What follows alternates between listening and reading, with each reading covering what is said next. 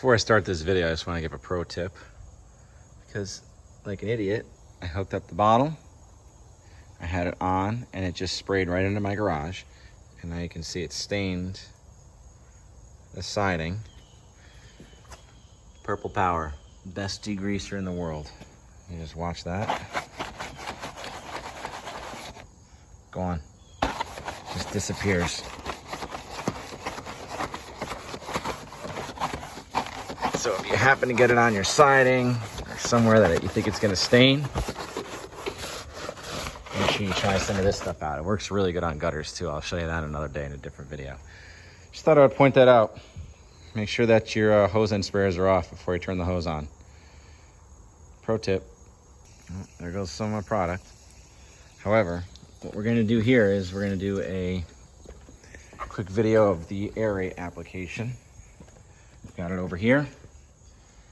Liquid Air8, and I've given you videos, and I'll post a link to those where I've done different experiments using my hose and sprayer bottles that still has a little RGS in it. Different types, obviously. This one does a fungicide spray, this one does a post-emergent, so this one sprays more of a fan pattern, this one does more of a block, so it puts out a little bit faster, more of a rate. I've compared those to the Ortho where I did the mod, couldn't stand it. I haven't done backpack spray yet with it because I think these products are gonna be a little too gunky for that. I don't have a battery powered, so I don't think it's gonna do what I want it to.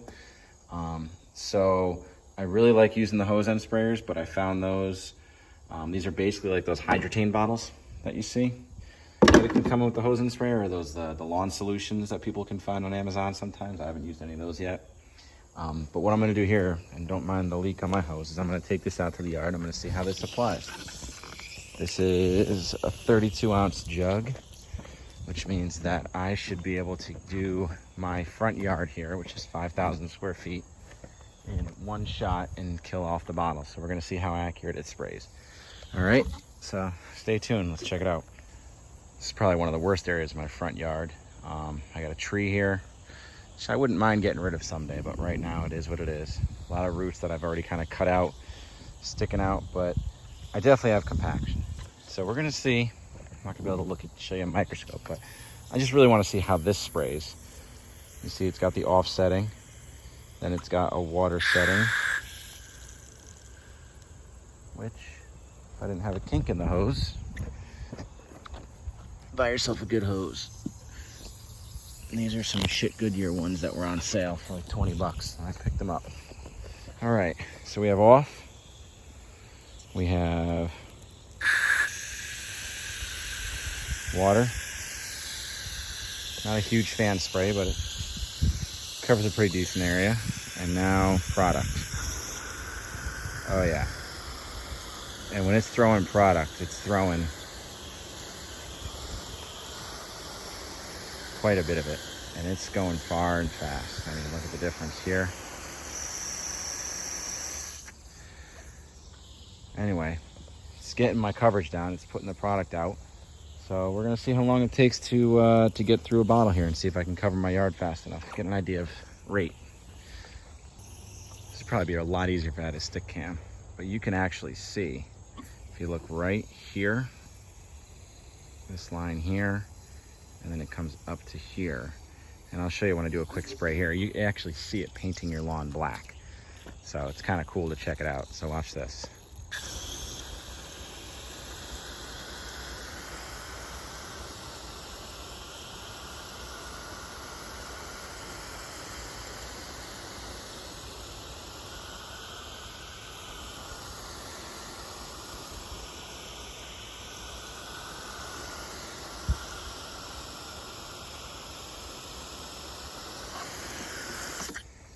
New favorite applicator bottle. A lot faster. I mean, this stuff comes right out. I actually didn't quite cover the full 5,000 square feet. I got about maybe a tiny bit less than a quarter to go, so I was a little shy, which means I just need to up my walking speed and pay attention to when I'm actually spraying more than trying to shoot a video or a clip for you guys while I'm doing it. So I made it pretty much on this whole area out here. The only spot left for my 5,000 is gonna be right around this tree over here, this little tiny smidgen here that I gotta hit up. And then right on the border edge. Everything else I hit, and I probably would have made it had I just been walking and doing my normal swath back and forth. Like I said, it comes out faster. It comes out a lot faster than these guys did. But again, I really like it. It seems like it's pretty consistent. It comes out evenly. It doesn't get hung up. It doesn't seem like it's jamming or getting clogged. But if you look at, and I'll show you, I'm gonna finish my work on the front here before I hit the rest of the house. If you look at the size of the hose on this guy, you can see it's definitely a much thicker hose than what you see in the other guys. And it's, like I said, it stays pretty sealed. My hose just has a leak because it's stupid. But I'm really, really impressed with it. And I think it's gonna help just save me some time when I get the rest of these applications down and just doing it quicker instead of standing over one area and letting it do its thing. So definitely a change in the walking speed. If anything, I'd say I could probably walk at a spreader speed when I'm doing my fertilizer. So what, a little over 3.5, 4 miles an hour basically for me. And just kind of do my wafting back and forth, and I can hit everything. So awesome. We'll come back. So I'm sure everybody's probably getting tired of just seeing the bottles. But you know, we been doing a lot of work over the last couple days. I went ahead, like I said, I did all that thatch work. I got the dithiopure down. Started doing some of the Air8. I got that down in the front. I finished putting Air8 down today. I put down a gallon of the RGS on everything too. I put it down kind of heavy to get everything going. And I have to do with Carbon X and then water that in as well. So I ended up using this bottle. This is awesome. I really, really like these. Didn't clog, didn't slow down. You gotta walk fast. I mean, it comes out at a pretty good click, but by no means not manageable. You spray and walk. And one of the things I'm finding out with liquid applications is that you're not sitting there trying to soak the lawn. You know, you don't want to just sit there and wait until there's puddles forming on the grass and then you put enough product on. I mean, you're lightly coating it and you don't think you're doing anything, but you really are making an impact. You're getting things down. So I honestly really like this. I'm gonna hold on to my other ones here. This guy sprays at a little bit of a lower rate than this bottle did. So as I go in, I start applying the RGS more steadily now instead of doing the one-time hammer I just happened today. I'll spray it at a lower rate, so I will use this guy to go ahead and get that down. I'll probably go back to using this for the humic. I got 2 gallons of the humic to get down, so I will be using the larger spray to get the humic. I'll be using the lighter on the RGS just so I can do the quick blanket coats with that, because I really think this is going to be a bus driver for me in terms of some of the work that's going to get done.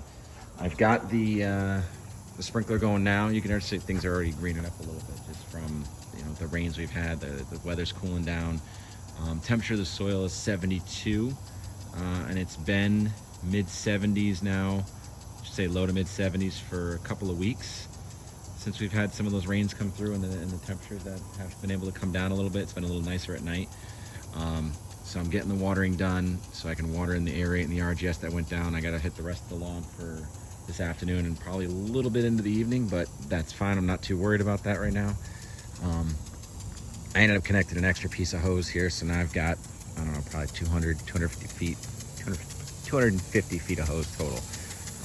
But I did want to just point out again, this sprinkler has been really good for me. I mean, as you can see, I'm hitting this whole front all the way around, all that edge there, and all in here. So this whole section is getting covered. And like I said, I got to get a cut in before I do the Carbon X. The grass has gotten a little tall since I've mowed it, so I'll go back and I'll mow it again at 275 just to keep it a little short. I'm not ready for it to I want it to grow down, not up, more than anything. So we'll see if that helps. But I'll get a mow in. I'll drop the deck, keep the deck where it is. I'm going to swap out the blades and do some mulching. I just put all these nutrients in the ground. I don't want them to be just mowed up and discharged. So I'll flip the mower back to some mulch, put the gators on it, and get the mulch cut in probably tomorrow. And then we can apply Carbon X and water in again. So Carbon X will probably happen on Sunday with the watering. And that's what we're looking for. But all in all, things are starting to come along. I'm hoping this Air8 helps out with some of the compaction. I got right along here, you can see, because I put another 4 yards of soil over here, filled it back in, had some low spots, reseeded this again with that same, and that was with a mix that I used in the front here. If you actually see the coloring, you can see right there, there's like a box. And I had done that, that's probably about 5 or 6 years old now. And that was done using a Agway, it's called a Connecticut Sun and Shade mix from Agway. It's made by, it's made for them, I should say.